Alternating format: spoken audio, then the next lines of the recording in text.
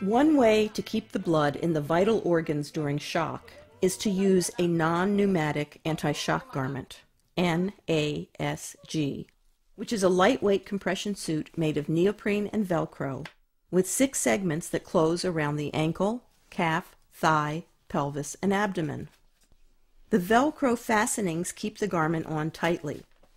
The abdominal segment, number 5, contains a small foam ball to apply pressure to the uterus. To apply the NASG, place it under the woman. The top of the NASG should be at the level of her lowest rib, and the row of yellow dots should be along her spine. Starting at the ankles, close segment number 1 tightly around each ankle. Make sure it is tight enough so that you can snap it and hear a sharp sound. Next, close segment number 2. Try to leave the woman's knee free so she can bend it. Are you okay, madam? Apply segment number 3, the thigh segment, in the same way as 1 and 2. Apply segment number 4, the pelvic segment, all around the woman at the level of the pubic bone. Place segment number 5, with the pressure ball, directly over the umbilicus. Then close the NASG with segment number 6. Although 2 people can more rapidly close the leg segments, only 1 person should close the pelvic and abdominal segments to avoid applying too much pressure. All segments should be applied using as much strength as possible.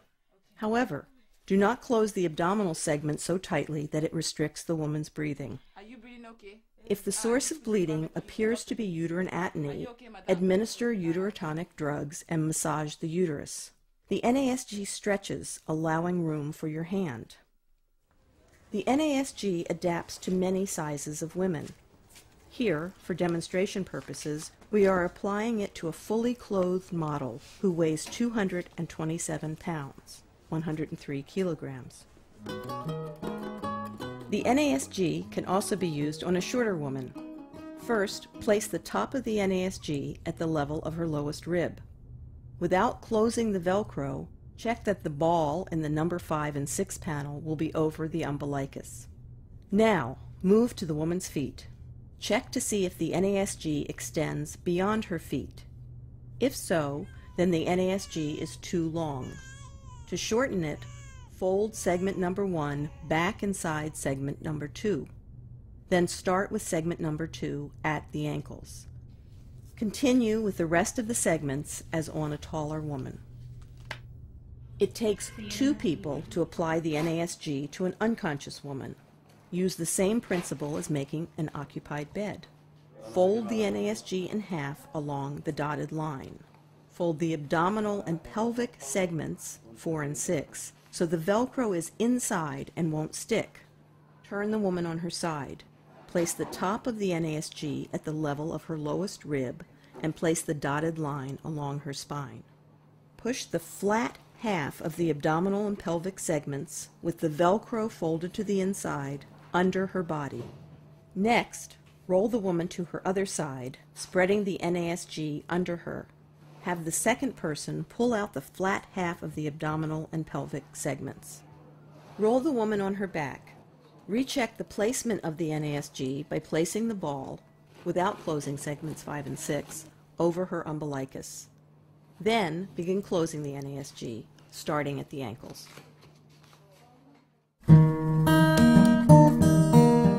The NASG can be left in place while any vaginal procedure is performed. Surgery to obtain hemostasis can also be performed with the NASG in place. The abdominal and pelvic segments must be opened, but only immediately before the first incision. Prepare the operating theater and personnel for surgery. The anesthesiologist or anesthetist must be aware that the blood pressure will drop as soon as the NASG segments are opened. Open only segments 4, 5, and 6. Close segments 4, 5, and 6 as soon as the procedure is complete. Removing the NASG should only be done under medical supervision and with the woman's IV still running. Once the woman's vital signs have been stable at least 2 hours, with systolic blood pressure greater than 90 millimeters of mercury, the pulse less than 100 beats per minute, and bleeding is less than 50 milliliters per hour, you can begin removal. Even though you have been monitoring vital signs, you must take the blood pressure and pulse immediately before beginning NASG removal. Open segment number 1 on each ankle. Wait 15 minutes. Recheck blood pressure and pulse. As long as neither has changed by 20, that is, the pulse has not increased by 20 beats per minute, nor the blood pressure decreased by 20 millimeters of mercury, the rule of 20, move on to open segments number 2 on both legs. Wait 15 minutes. Recheck blood pressure and pulse.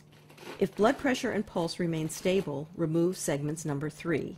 Then continue with 4, then 5 and 6, waiting 15 minutes between each segment. If at any time the blood pressure drops by 20 millimeters mercury or more, or the pulse increases by 20 beats per minute or more, stop the removal. Starting with the last segment opened, rapidly reapply all segments from top to bottom, and look for the source of bleeding. When the NASG is removed, it should be immediately placed in a plastic, non-leak biohazard receptacle. Always wear heavy rubber utility gloves when handling a contaminated NASG. Prepare a 0.05% bleach solution in a container large enough to completely submerge the NASG. Decontaminate by submerging it in the bleach solution for 10 minutes. You may need to place a heavy object, such as a rock, on the NASG to keep it submerged. Remove tissue or other body materials by scrubbing with a brush. Wash the garment with detergent and cool or warm water by hand or in a washing machine. Do not put it in a drying machine. Hang the NASG to dry. If the NASG is not folded properly, the heavy-duty Velcro will stick to itself or to the NASG and slow down application during an emergency. Place the NASG on a clean, dry surface. Spread it out. Start with segment number 1 and fold it in on itself so that the Velcro doesn't stick to the colored outside material, but is resting on the inside. Fold segments 2 and 3 in the same way. Then fold the leg segments together like a map or fan. Place the leg segments all the way into the abdominal segment. Fold segment number 4 so that the Velcro is lying on the black, not the colored part. Then fold up over the leg segments inside the abdominal segment. Fold segment number 5 across the leg segments. Wrap segment number 6 tightly around segment number 5. Once folded correctly, the NASG is ready to be stored in a clean, dry place where it can be visible and easily accessible. In a clear plastic bag if possible. Folded correctly, the NASG is ready to be quickly applied to the next patient who needs it. The clinical intervention skills that you've seen in this video will help you to prevent, identify, and manage postpartum hemorrhage. With these skills, and with government support and community engagement, you can save the lives of thousands of women who might otherwise bleed to death in childbirth.